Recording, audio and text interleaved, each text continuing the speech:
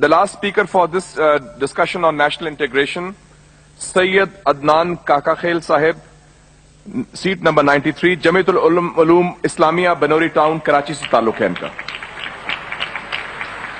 Jamia उलूमुल Islamia Binori town Karachi. मेरे साथियों ने कल भी इस मौजू के ऊपर बहुत अच्छी बातें की. आज कोशिश करूंगा उन्हीं बातों की रोशनी में इसको बिल्कुल मुख्तसर अंदाज में पेश करूं. इसमें दो राय नहीं है कि हमारा सबसे बड़ा बहरान नजरियाती यकजहती, फिक्री वहदत और इत्तेहाद व इत्तेफाक से महरूमी है. मगर सोचने की बात यह है कि ये महरूमी 58 साल गुजरने के बावजूद अभी तक क्यों है. उसकी वजह यह है कि वो जो बुनियादी प्लेटफॉर्म दिया गया था कि पाकिस्तान का मतलब क्या, ला इलाहा इल्लल्लाह, उस पर कंफ्यूजन्स पैदा कर दी गई.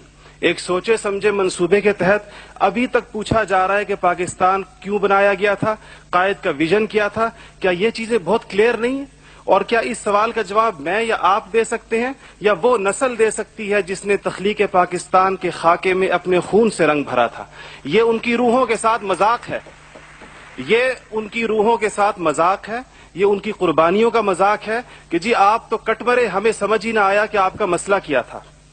हमारा दूसरा बड़ा मसला अमन व अमान की दिगर गूं सूरत हाल है. और बदकिस्मती से इसको बाज औकात कहा जाता है कि इस्लाम जिम्मेदार है. हालांकि कुरान का मुताला बताता है कि सबसे ज्यादा इस्लाम अमन व अमान के ऊपर जोर देता है.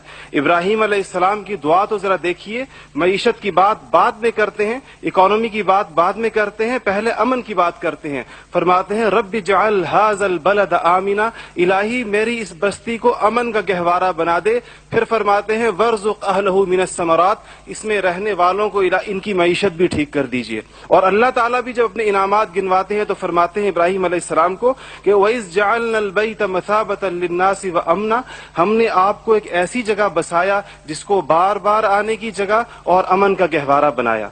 ये तो बात बिल्कुल वाज़े है. मसला ये है हमारा अमन व अमान तबाह क्यों हुआ, हमारा नौजवान किस तरह दहशतगर्दों का आला बना, और हम रोज बरोज लाकानूनियत की दलदल में क्यों धंसे जा रहे हैं.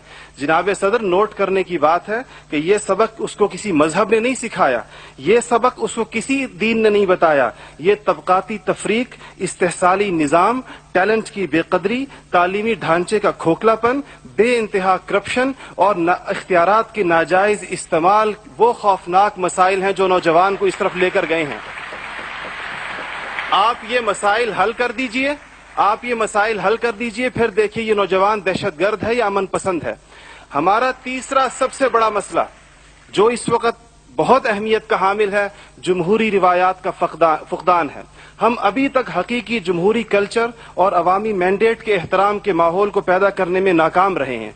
टूटती बनती असम्बलियों, इंतखाबी धांधलियों और जनाब सदर अहम कौमी मसाइल में पार्लियामेंट को बाईपास करने की रिवायात ने अवाम का एतमाद मौजूदा पॉलिटिकल सिस्टम से उठा दिया है. इसके लिए हमें अपने उस पड़ोसी मुल्क से सबक सीखना चाहिए जहां से मुशाहिद साहब तशरीफ लाए हैं और आप अनकरीब जाने वाले हैं. उनकी और हमारी तारीख आज़ादी एक ही है. उनको और हमको हमें और उनको एक जितना वक्त मिला है, मगर उन्होंने अपने यहाँ जमहूरी अक़दार को इतना मजबूत कर दिया है कि हुकूमत कितनी नाकाम साबित क्यों ना हो जाए, कोई भी उस्ताद टूट पड़े, ये नहीं हो सकता कि फौज बैरकों से निकले इक़्तिदार में आकर बैठ जाए. इसी तरह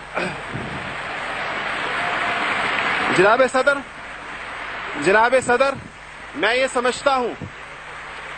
समझता हूं कि आज इस हॉल में लगी हुई कायद की तस्वीर आपसे पूछ रही है, आगे आप खड़े हुए हैं कि जनरल तुम तो सरहदों के रखवाले हो, तुमको ईवान इख्तिदार की राह किसने दिखाई है.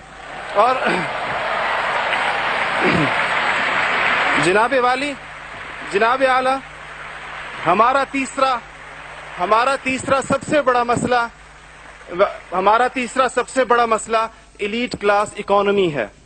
आपके आदादो शुमार के जादूगर कह रहे हैं कि मईशत तरक्की कर रही है, ज़र मुबादला के ज़खायर बढ़ रहे हैं, कर्जे कम हो गए हैं, कशकोल टूट गई है. आप बार बार कहते हैं पहले हम मांगने जाते थे, अब हम देने जाते हैं. और अवाम हैरान है कि खुदाया क्या माजरा है. मईशत तरक्की कर रही है, गरीब का चूल्हा बुझ रहा है, ज़र मुबादला के ज़खायर बढ़ रहे हैं, पेट्रोल की कीमतें आसमान से बातें कर रही हैं, रुपए की روپے کی قیمت ڈی ویلیو ہوتے ہوتے کہاں آ کھڑی ہوئی ہے. اور اس کے بعد ایک اور بات جناب صدر, آپ نے کہا کہ بسنت منانے سے کچھ نہیں ہوتا.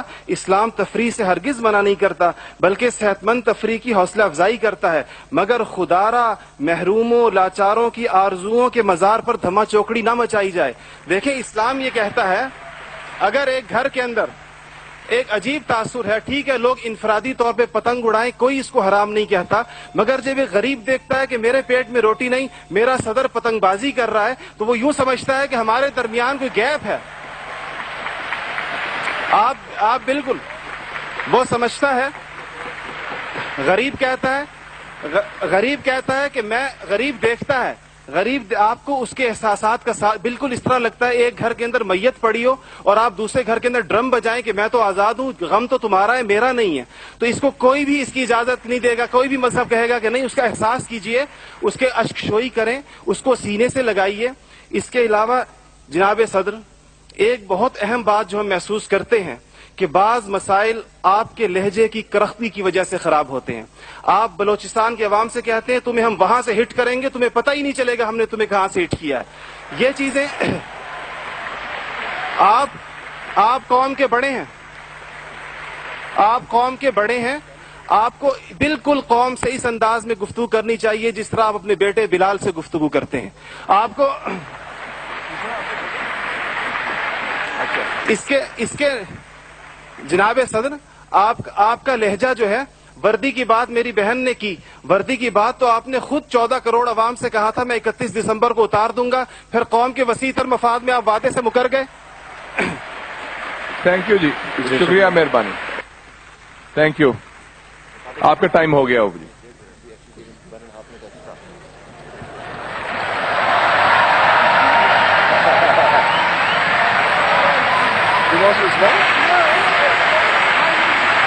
رسپونڈ کریں